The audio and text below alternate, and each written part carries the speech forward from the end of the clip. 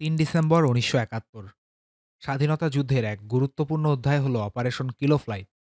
ভারতের ডিমাপুরে গোপনে এর প্রস্তুতি শুরু হয়, যেখানে বাংলাদেশের জন্য চূড়ান্ত আত্মত্যাগের সিদ্ধান্ত নেন বেশ কয়েকজন বাঙালি officer. Squadron leader Sultan Mahmud, flight lieutenant Badrul Alam, captain Akram Ahmed, flight lieutenant Shamsul Alam, captain Shahabuddin Ahmed এবং তাদের সাথে ৫৮ জন টেকনিশিয়ান।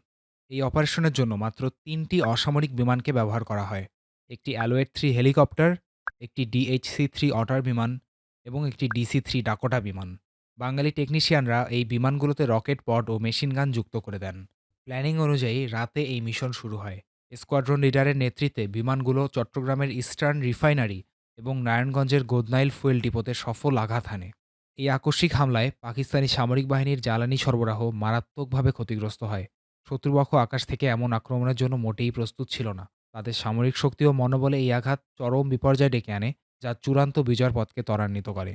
এবং এই থেকে জন্ম নেয় আমাদের আজকের বাংলাদেশ বিমান বাহিনী।